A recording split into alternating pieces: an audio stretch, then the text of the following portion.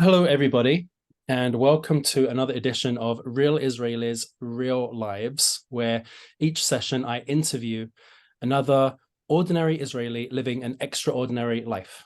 I am here joined with me today with our guest, Orit Saif, who is the director of Kedma, an Israel-based non-profit with a mission of connecting people to Israeli society through volunteering. Orit has a lengthy CV, which I'm not going to read out to you. She is very accomplished, let's put it that way.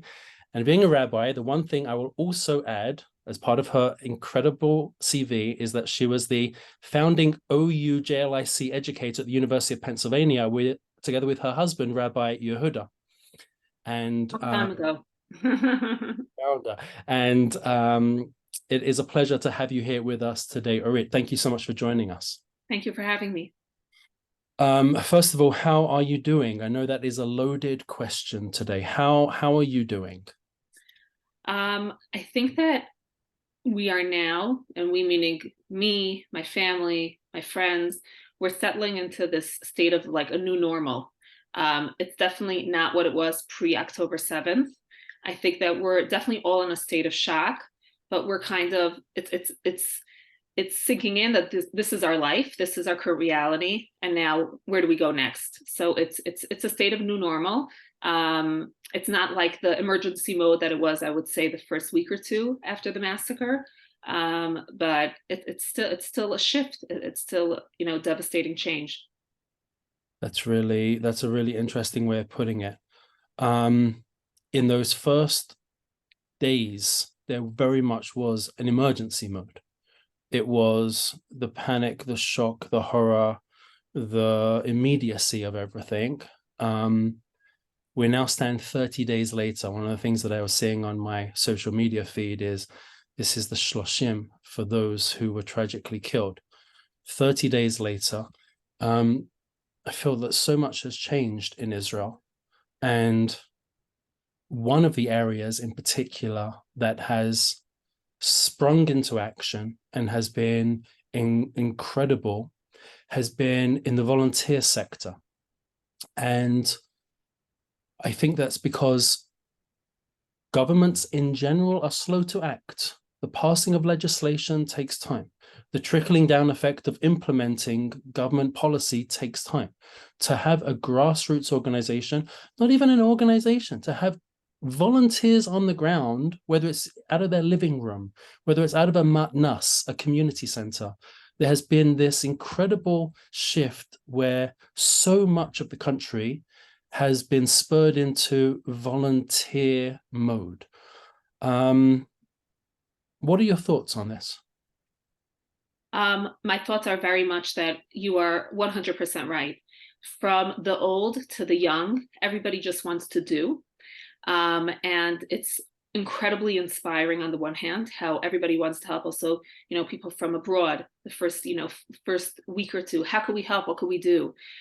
So definitely the feeling of Am Yisrael, of everybody coming together, is so beautiful and so heartening, especially considering the era that just, I would like to think that we just left, of incredible divisiveness on Yom Kippur, the holiest day of the year, to have infighting, to have davening, to have fighting during davening in Tel Aviv, the largest city in all of Israel. It was almost like, the sense of like the destruction of the temple, of Chorban, the extent to which there was infighting. And now to see how people have come together during this time of tremendous loss is really beautiful. And I think is one of the more beautiful byproducts of this time. I mean, there's so many terrible things, but to look at the volunteering and really people coming together is something that's beautiful. And what's really nice about volunteering is that it's an equalizer, that you can be a Haredi Jew, a Chiloni Jew, somebody coming from abroad, somebody living in Israel, and you could be out farming and helping a farmer save his crops. It doesn't matter who you are; they just need field hands. So it's a tremendous equalizer, and it also forms community. I'd shared with you, Rabbi Fishman, that we have formed in Efrat, there's always been a sense of warm community, especially amongst the Anglos, and especially amongst us who have who've come here on Aliyah. But I would say that since October 7th, we have created such a warm and supportive volunteer community that has really just expanded and grown by leaps and bounds. And each time that there's another aspect of the war effort that needs to be supported, we have volunteers just springing into action, and it's created an incredible community of support here as well. Now, when it comes to the subject of volunteering, this happens to be somewhat of your personal area of expertise. You today are the director of KEDMA. Can you spend just a quick moment explaining what KEDMA is and what it does? Of course. So KEDMA is an Israel-based organization. It's a nonprofit that was started over 25 years ago by Rabbi Maury Kelman. And at the time, it was really started as a student organization to help students who were coming here for their gap years, which that wasn't what it was called then, but that's what it was, break out of their bubble and really engage with Israeli society. Something that was big then was working with the Ethiopian Jews. I remember being in my own gap year and going to a blood drive that KEDMA arranged. So that was always the mission.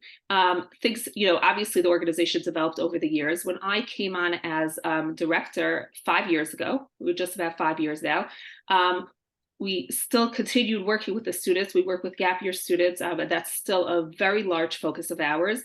Our largest program is called the KEDMA Volunteer Program, through which we have yeshiva and seminary students who volunteer with us weekly and with organizations throughout Jerusalem. This year, there were supposed to be over 300 students volunteering weekly.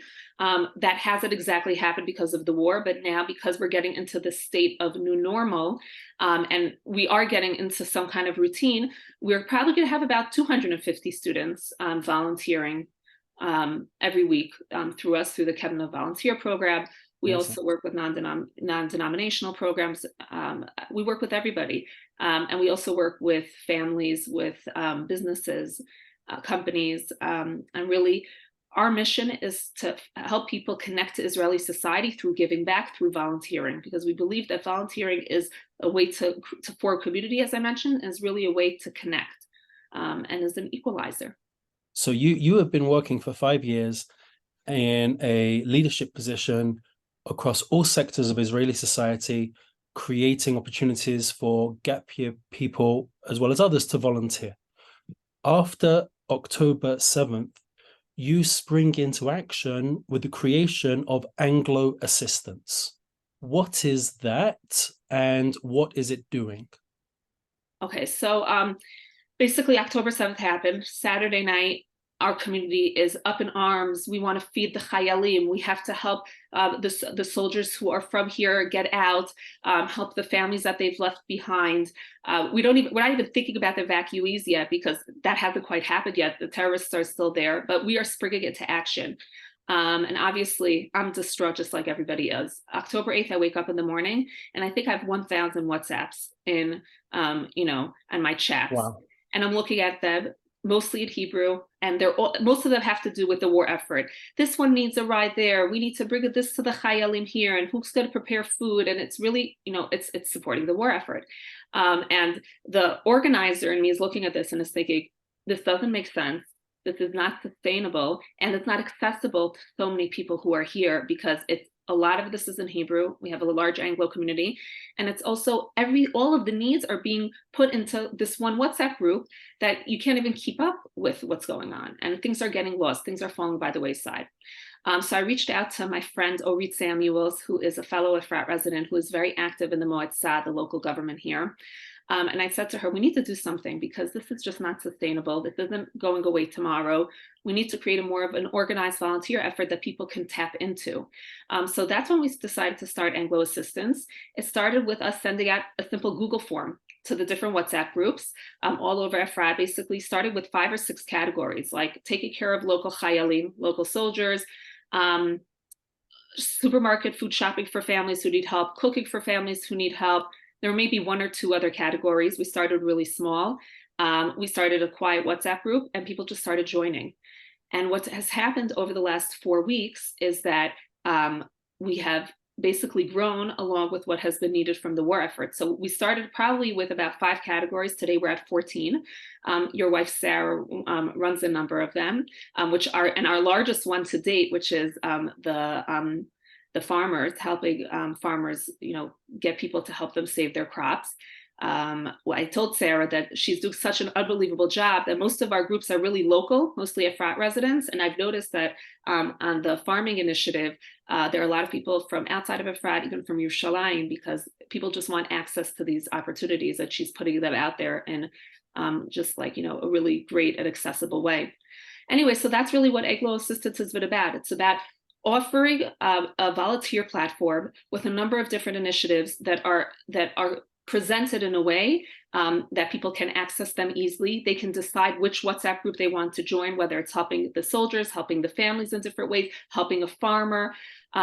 Sarah recently started one, Efrat Good News, sharing positive things coming up over this difficult time. And you choose where you want to be. So this way you're not inundated with messages that you don't want to see. And you can focus on what you want to do. And it's really created a beautiful community of volunteers who are all united in wanting to do good and help the war effort and support each other.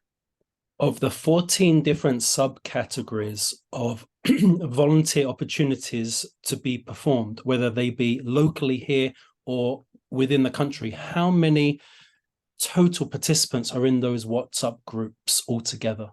That's an excellent question. I don't know the exact answer. I know that approximately. So there are definitely a lot of overlaps. Mm-hmm. I would say that our quiet WhatsApp group, which does not include everybody, is at over 150. But considering everybody who has joined our different groups, we're easily double that. We're probably at 350 or 400 people.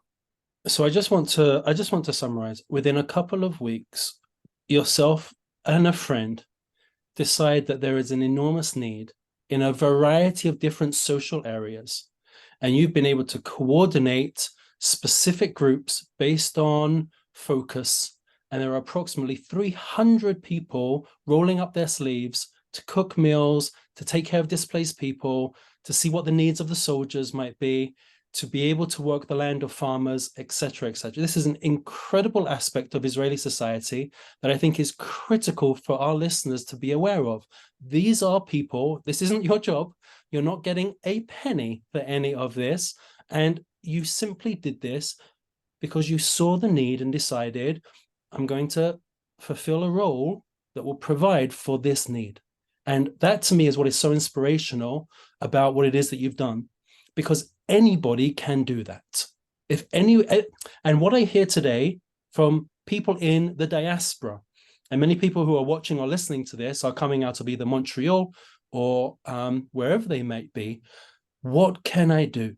What can I do? I feel so helped. Yes, I've donated money. Yes, I've sent to my local federation. Yes, I've sent to ad hoc organizations that are trying to funnel money to bulletproof vests or tactical gear for various soldiers. But what can I do? I feel so useless.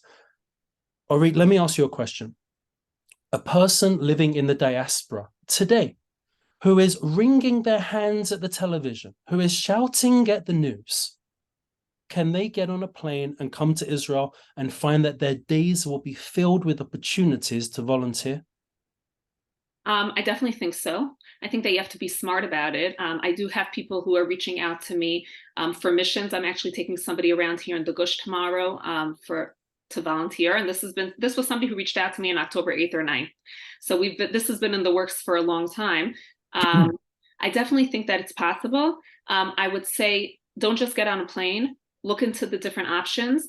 I spoke to somebody earlier tonight. They have a group coming in about 2 weeks, and I said, we could plan something now, but it will likely change. Things are shifting all the time. I mean, I'll use the farmers as an example. If I want to take my kids to farm next week, let's say middle of the week, I can't plan that now. I can't plan that tonight, Tuesday night. I would only likely be able to plan that at the beginning of next week because things are always shifting and changing. Doesn't mean everything has to be planned like that, but there's a lot of fluidity. So whoever wants to come here, I would say, come with an idea of what you want to do, come with contacts, come with a plan, but also be flexible that plan may likely change. Amazing. Everybody, you heard it here. Orit Saif, organizer of and director of Kedma, and at the same time, an Anglo initiative that's been set up here locally in Efrat. There is something for everybody to do. Be smart about it, plan carefully and accordingly. But if you're wringing your hands asking, what can I do? There are opportunities for anybody to jump on a plane and to be able to find fulfilling necessary work. This is called Anglo Assistance. I will be putting a link to this group and possibly a link to the WhatsApp group, if that's okay with you, Orit, on my Facebook page. And anybody that would like to follow up, you absolutely can. Orit, it has been a real pleasure. You are doing holy work. It is an incredible mitzvah. I can't think of a more incredible mitzvah. Thank you so much for what you do. And thank you for being such a leader in our community. Thanks for joining us So here. much for having me. Thank you. Take care. You are. Bye. Bye.